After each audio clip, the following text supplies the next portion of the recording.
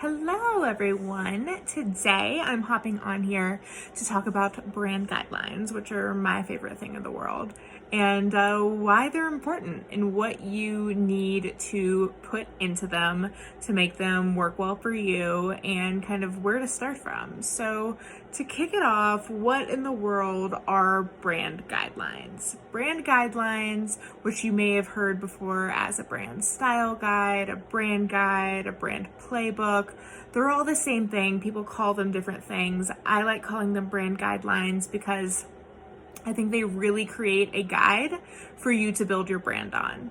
And so they are some sort of document, whether it's a PDF, whether it is a website page, could be a Word document, whatever it is, it's some sort of guideline that is sort of like the handbook for your brand. It's almost like if your brand had its own employee handbook that you're able to kind of fall back on and look in there and say, okay, how exactly are we supposed to do this? It's the place that everything about your brand lives. And like I've mentioned before, I view a brand as the personality of an organization. So it tells you about how that brand is supposed to act, how it's supposed to look in order to stay on brand or to stay consistent so that your audience will regularly be able to recognize your brand and pick it out and associate with it.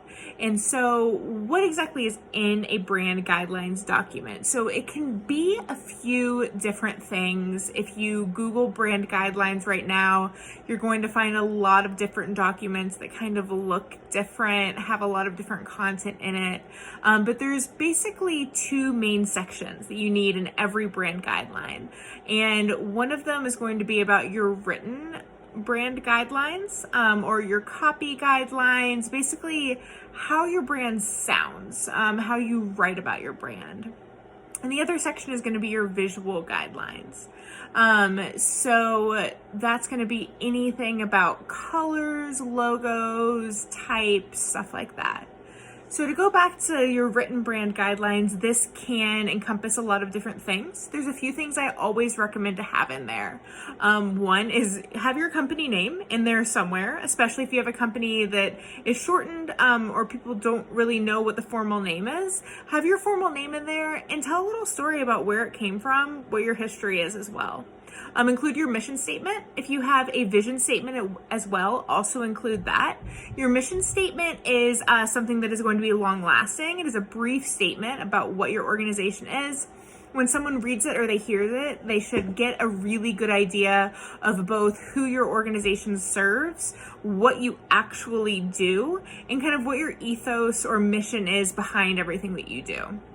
If you have a vision statement, that might be more of a short term, maybe like 5-10 year plan about where your organization is going. A lot of larger organizations have those to kind of put their multi-year plan into some sort of formal statement that people can use. So company name, mission statement. After that, you want to include your company values. What is your company all about?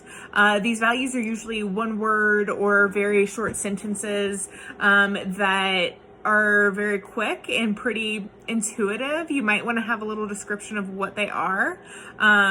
But yeah, always include your company values. If your company has a specific voice and tone, you definitely want to include that as well. So your brand voice should really be the same for your entire organization. Your brand voice talks about how you talk about your company. And this is something that's really important. It just says kind of what your brand is all about. It's kind of how you define that personality of your brand. So for example, like I mentioned in other videos before, you might have a more formal brand versus a more casual brand. You might have a more serious brand versus a funnier or more, again, casual brand.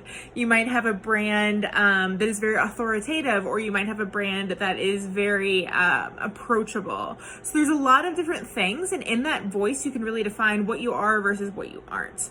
There's also tone, and you might have different tones depending on the part of your organization. Your tone is just how you kind of approach things. So for example, authoritative.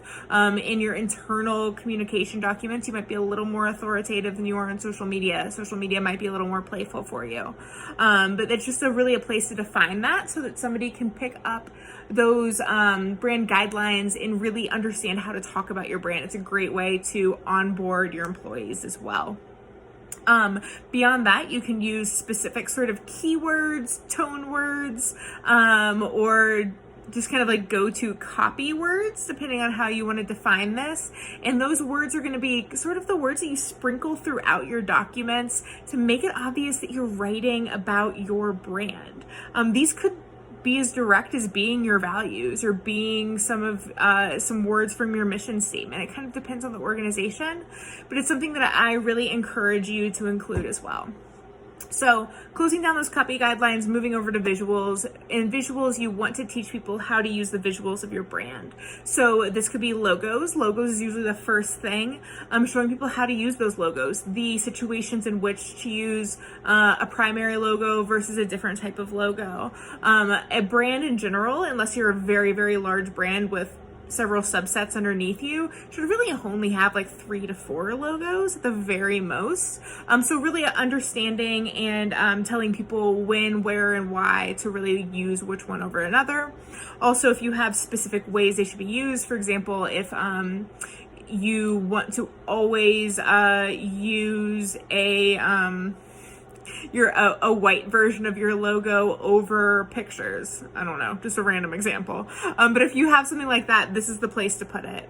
You also want to include all of your colors, and I always recommend to include Pantone if you have them, and then your RGB, RGB CMYK.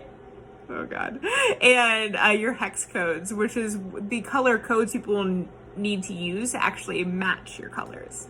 Also typography. You want to be able to tell people where to find the fonts that they need to represent your brand. So including those links or those resources in there as well. As well as, for example, if you have some sort of alternate font for a specific instance. For example, if you have an email font that you use, or if you create your social media shares in some sort of other program that doesn't have a brand font, if it's a font that you have to pay for, sometimes companies have an alternative listed in their brand guidelines. This is a great place to put it. If you have any sort of textures, patterns, iconography, this is also a place to lay that out and also tell people where to download those from, where they can get those resources. And it's also really, really good to include some imagery resources as well, where to download images, especially for social media and things like that, and any sort of other brand guidelines and brand resources that you have. This is a great place to put them.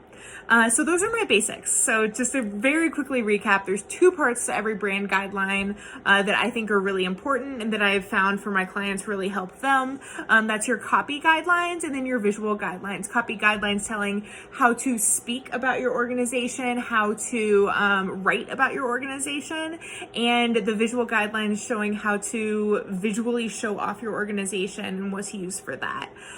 So in general, brand guidelines are great because you can, as your company scales, it grows, you're still able to keep things consistent, keep things clarified. You're able to hand off your brand guidelines to someone else, whether that's a trusted partner, a new employee, a volunteer, or anyone else that might need to put your actual brand guidelines into place. If you have any questions about brand guidelines, I am more than happy to answer them. Just drop your comments below and I'll get on it. Thanks, guys.